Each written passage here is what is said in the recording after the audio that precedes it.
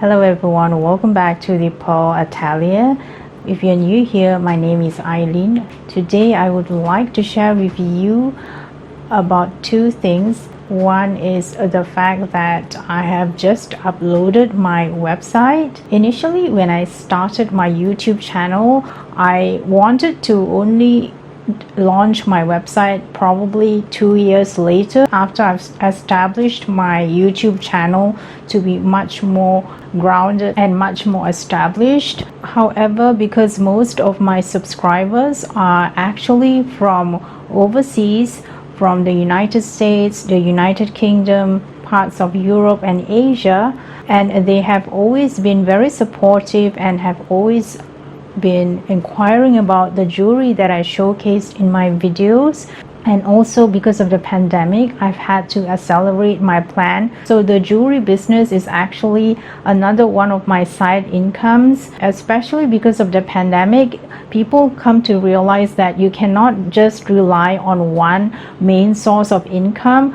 And I'm also very glad that I actually bought the domain name concurrently together with the name change on my YouTube channel.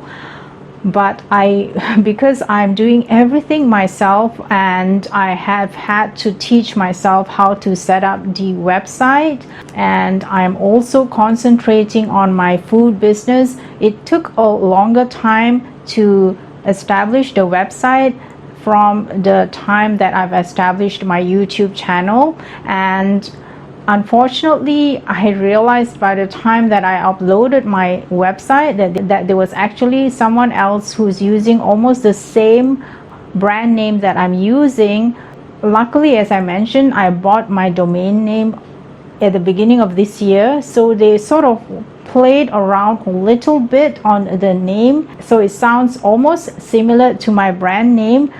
And it really, when this hit me, I was actually quite furious, and it really jogged my memory, because I made one of the most fundamental mistakes that I've always been taught by my CEO bosses whilst I was working in the corporate arena, that if you want to launch something new, make sure that you do not share the idea with anyone else, and to do it concurrently instead of in stages, because someone else might steal the idea from you before you even have a chance to implement it. However, as with my YouTube channel, I'll just continue working towards my goal. I am a very stubborn person. I've been beaten down so many times, but every time I got beaten down, I get up and pick myself up and carry on, and that's how life is all about. Another reason that I'm doing this video is because I want to touch on the history of jewelry and how much it has made such a difference in my life. Obviously, my main inspiration has always been my mother. The Christian name chosen by my dad for my mom was Mary, but her Korean name was Cha Soon Ja. Ever since I was a little girl, I couldn't wait to grow up to be just like her. I always feel so fascinated watching her get ready, whether she was going out for the day, for a luncheon with her girlfriends, or the most exciting thing for me is to watch her getting ready for an evening dinner. Until today, it's so clearly etched in my mind. She would ask me which gown she would wear, and then jewelry she would match it with, and then she would always put on some makeup and a spritz of perfume before she heads out for the party. I really couldn't wait to grow up to be just like her. If you had told me that when I was a little girl that I would be buying and selling jewelry, I would never believe you. Jewelry has always been such an important part of mankind. It is part of what a refined lady should be like. It is part and parcel of a lady's grooming, or even a man's grooming. I want to start off with touching on the role of jewelry since biblical times. So when we are talking about the birth of the King of Kings, Jesus Christ himself, when the three wise men went to visit Jesus and brought the three precious gifts to him, one of them was frankincense, one of them was gold, and one of them was myrrh. Is the King of Israel, who will take away the sins of the world. Accept these poor tokens of our homage, incense to perfume the halls of the mighty.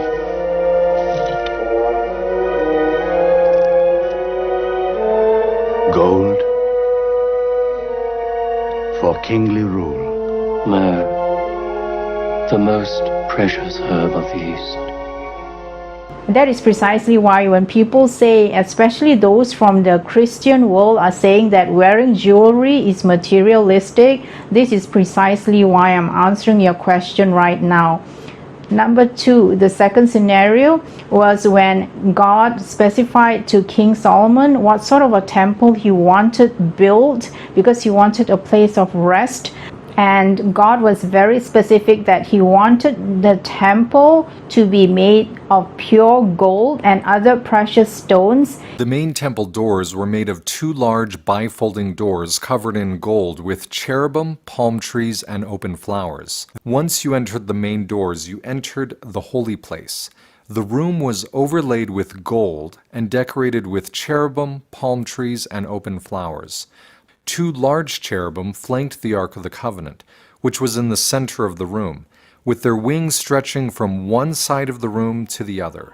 Solomon's temple was not only a landmark for the city of Jerusalem, but more importantly, the dwelling place of the Lord. Number three, the prodigal son. When you are talking about the prodigal son, he went off and he squandered all his inheritance, and then he ended up with no money, so he went to work somewhere else, and he was starving, and he was thinking to himself, why should he suffer so much?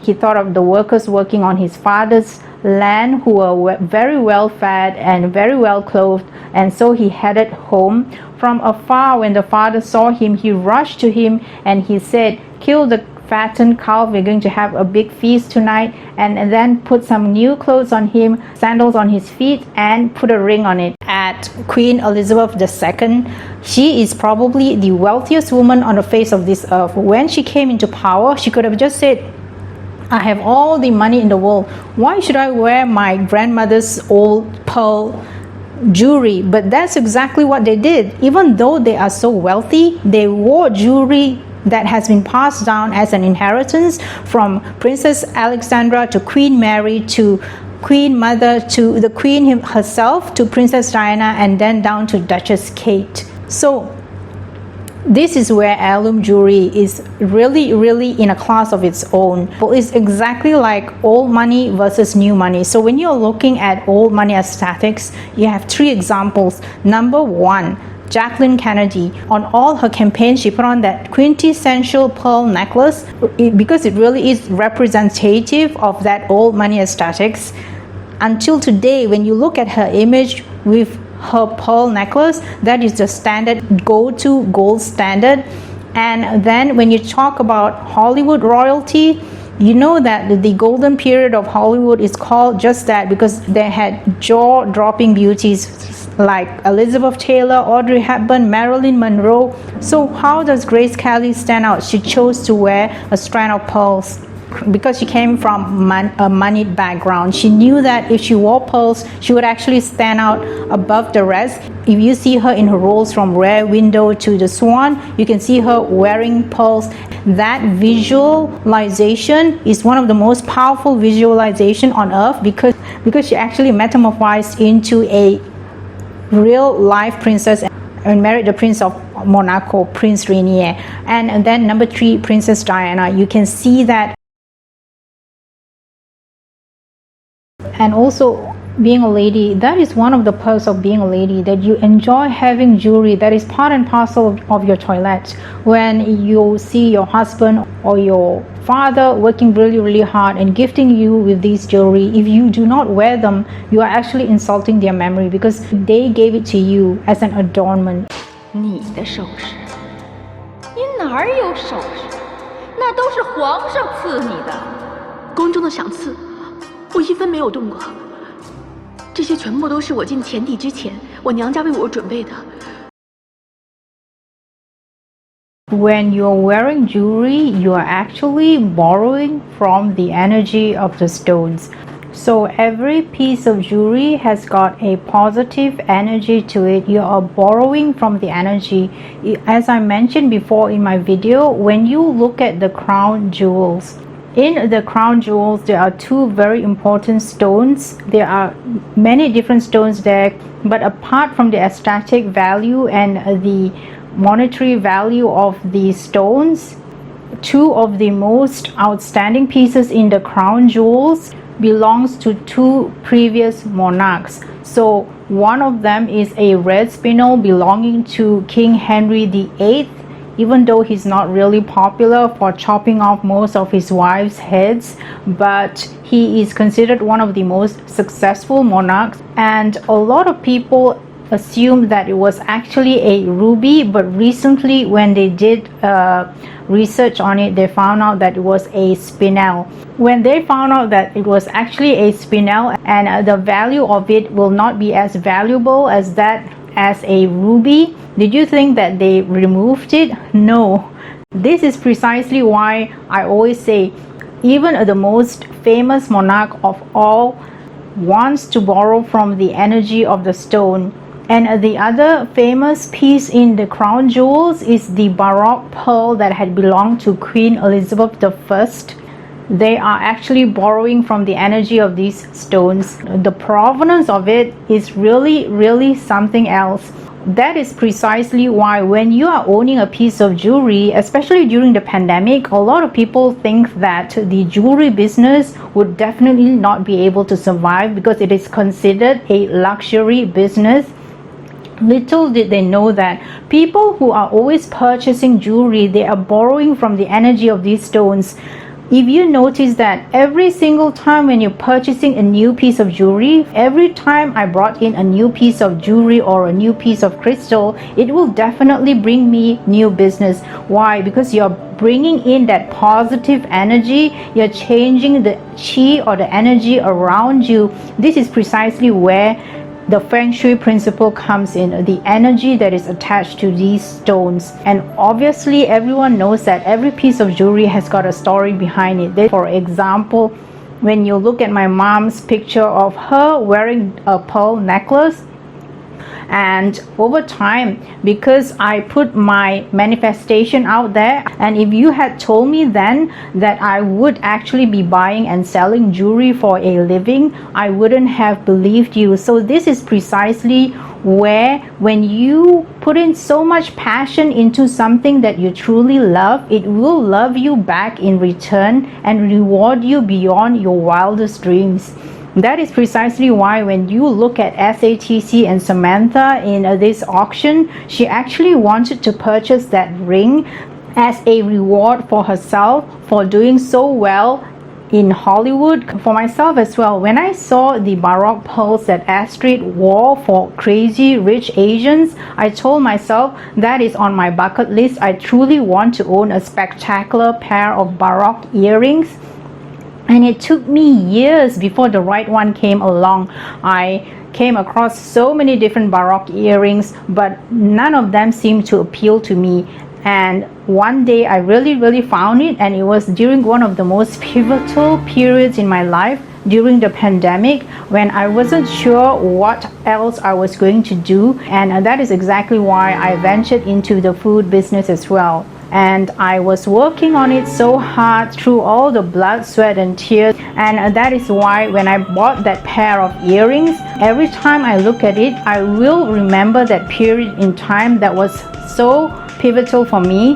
The same goes for that emerald green jade pendant that got me through one of the most challenging chapters of my life. Every time when I look at it, I always remind myself that I managed to get through that period by myself, on my own, without anyone helping me, without anyone reaching out to help me. And having that mindset, that very strong mentality to be able to do and to be able to go through that period, I hope that I have inspired you to look at jewelry in a different light. If you would like to know more about jewelry, I've done other videos on pearls, on jade, which are the two main passions, and that is exactly why I've named my channel and my website The Pearl Atelier. And also, please feel free to browse through my website at www.thepearlatelier.com. I shall also be leaving the link to my website in the description box down below. It is a complimentary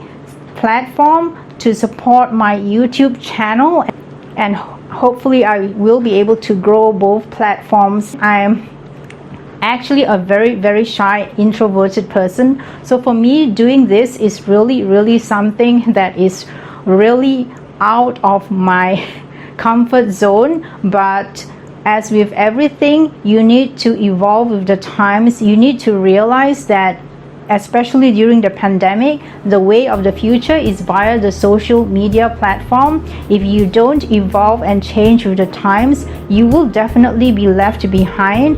You need to be able to always be one step ahead in order to survive. So thank you so much for spending time with me. This is Eileen signing off, and I hope to hear from you soon. Goodbye. The way you've changed my life.